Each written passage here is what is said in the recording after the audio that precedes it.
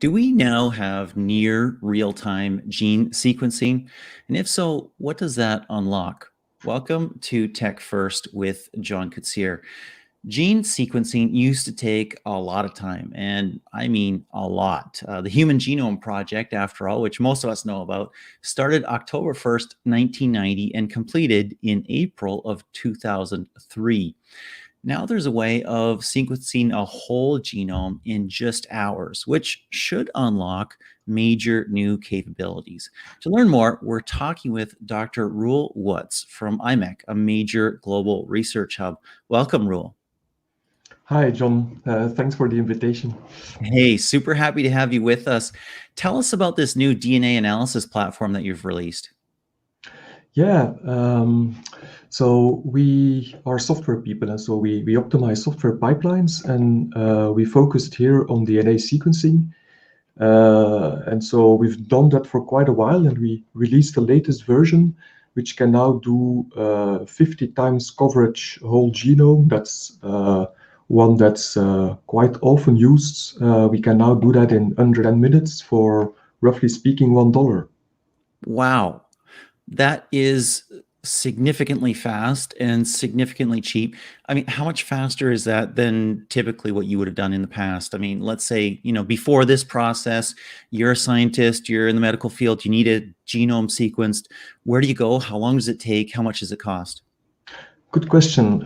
So in hospitals, they use a de facto standard in many places called JTK, which is from the Broad Institute, so well-respected tool that gives very good outputs, which is what we want. And so that tool for this whole genome, 50 times whole genome, would take roughly order of magnitude of 6 hours. And cost $20 if you would run that in Amazon,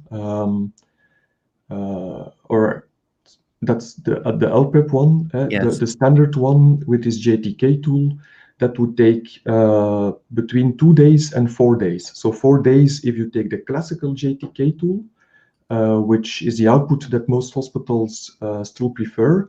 There is an optimized version where Intel actually optimized part of the process, but that still takes 2 days. Wow. So that's much better than 4 days, but with LPrep, we are then in, let's say, 6 hours. So that's still a lot faster with exactly the same output than the 4 days version that hospitals prefer. Interesting. So you mentioned here a number of hours, and then in the first question you mentioned something like 10 minutes or something. What's the difference there, and what makes up for the extra speed? Yeah, the thing is, so you have several analyses that you would like to do. And so sometimes you take the whole genome, and then it would take, roughly speaking, the 6 hours. Sometimes you take an exome, which is like a smaller part, and then that one you can do in 10 minutes. Wow, interesting. So it depends on the size and the analysis you want to do. Now, what kind of genome are we talking about here? Are we talking human genome? Are we talking genome of a fruit fly? Which one are we talking about? The human genome. So the ones that most hospitals prefer. Yes, I guess they don't need the genome of a fruit fly, do they? I'm not sure. I don't want to. There could be very interesting research there. So you're a cautious scientist. I get it. Yep. So tell us. I mean, speed is better. Cheaper is better. Obviously, it just in and of themselves. But what does this unlock? What does it do? What can we do now that we couldn't do before? Yeah, what we are helping enable is the move from using DNA and DNA sequencing-based tools from research into a clinical setting, and a clinical setting in the daily practice. So most hospitals do clinical research as well, and their speed and cost is also important, but the volumes are much lower. But if we talk about a hospital that buys a sequencing machine for daily clinical practice, they really want to use this. And if you think about recent DNA machines that you use at volume, they can produce up to 9,000 genomes a year. Mhm. And if you need to do that, if you really let this machine run for a full year, then the processing of the output would take a year and a half to compute parts that we solve. And that's a problem, right? That's not very cost effective. And so that's what we're trying to enable. So help hospitals take that step to use DNA in a daily setting cost effectively. That's pretty interesting. There used to be a saying in the computer industry that what Intel giveth, Microsoft taketh away. And, I'm glad to see that the software is starting to give back here.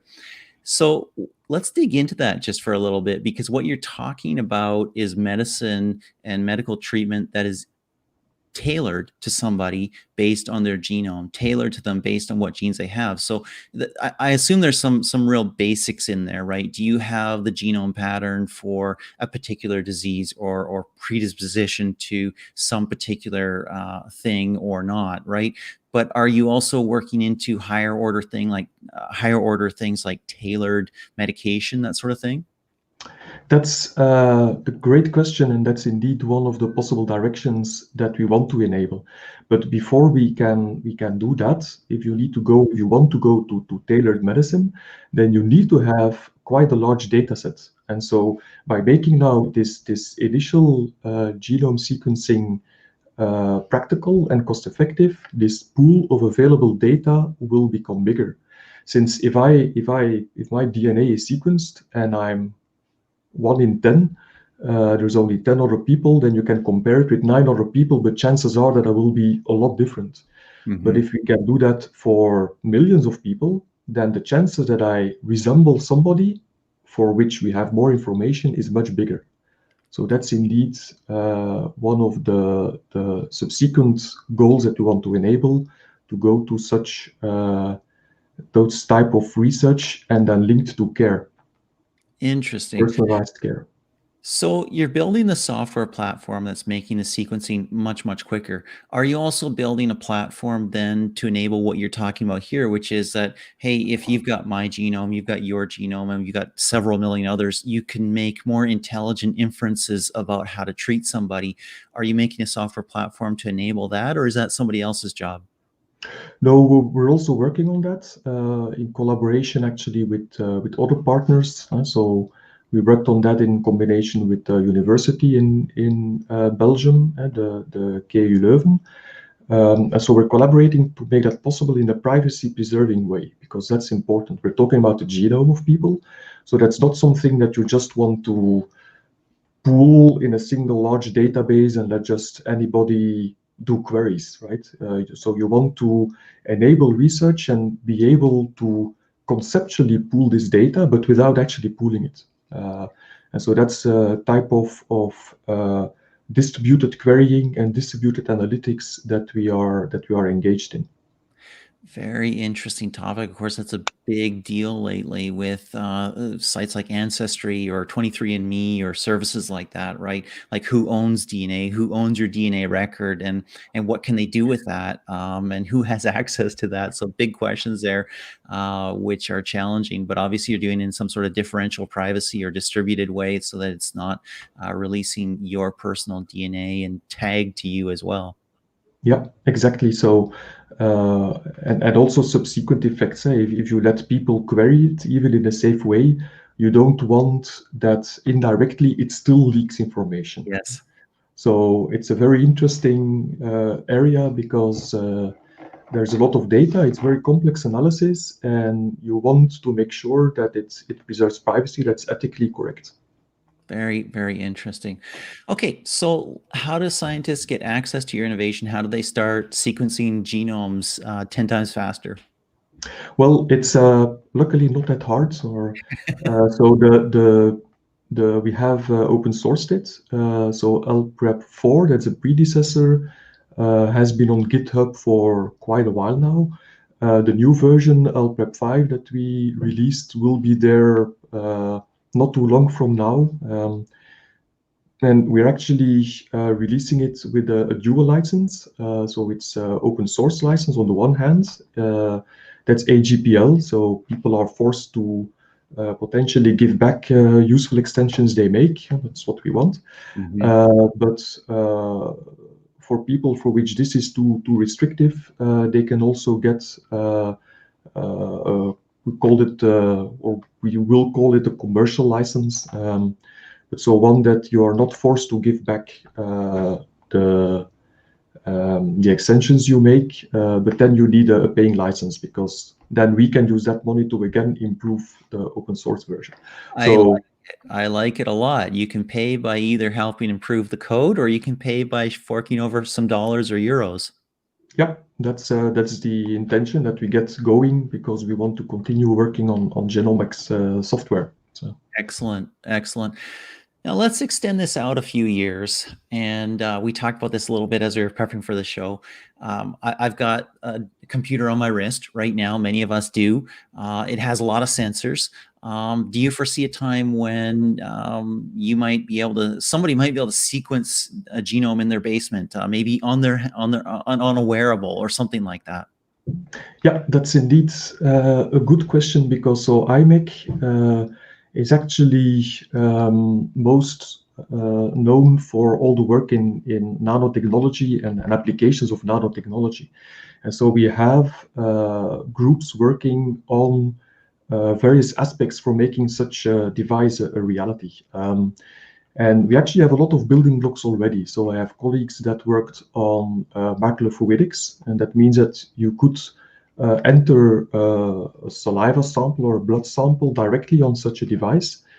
So without having to go to complex preparation steps, that would then be done with this macrofluidics in this device. We also have chips, sensors that could do the sequencing itself on a device. And we then have all the knowledge and the analysis. That's what we release now with LPREP, but we could scale that down and put that same compute in such a small device by leveraging some of the work that IMEC is doing on very small, tiny compute. Mm-hmm. So bundling all of these building blocks, we have done some internal brainstorming, and we think within a 4-5 years time frame, that's something that we could actually do, right? Mm-hmm. So it's only a question of integrating these building blocks. That's still challenging, but still a lot of the basic blocks are actually there. So yes. And then you would have a wearable where we think you enter directly a small amount of blood, and within 4 hours, we could have your fully sequenced DNA and some analysis. So. Very interesting. Just imagine how scientists could use something like that if they're in the field and sequence genome of a newfound species almost immediately, as well, of course, of the medical benefits potentially of having genome sequenced of 100 million people, a billion people, or something like that. Yeah. What that could unlock for medicine. Yeah, there is a lot of very interesting applications we could get. So we were thinking about what can we do. And for example, to give an example, in oncology, there is a number of cancers that currently we can't really treat. Multimyeloma, so particular types of blood cancer, but they evolve very fast. And so at this point, it is therefore hard to keep track and to tailor the medication to, let's say, the current evolution of this cancer that a patient has. But with this tool, we could, for example, a bit like diabetes, you could have a daily, give a daily amount of blood that analyzes the DNA, and that then can adjust the medication. And we think that if you could do that you could turn this much more into essentially a chronic disease rather than one that currently is fatal much too early, for example. Wow, very, very interesting. Well, Roel, just want to thank you so much for taking a little bit of time. I know it's late in your evening to spend with us and chat with us and tell us what's new. You're welcome. I was very happy to be on the show, the podcast. Excellent. Well, for everybody else, thank you for joining us on Tech First. My name, of course, is John Koetsier. I appreciate you being along. You'll be able to get a full transcript of this within a few days at johnkoetsier.com. The story at Forbes will show up after that. Plus, the full video is available on my YouTube channel. Thank you for joining. Maybe share with a friend. Until next time, this is John Koetsier with Tech First.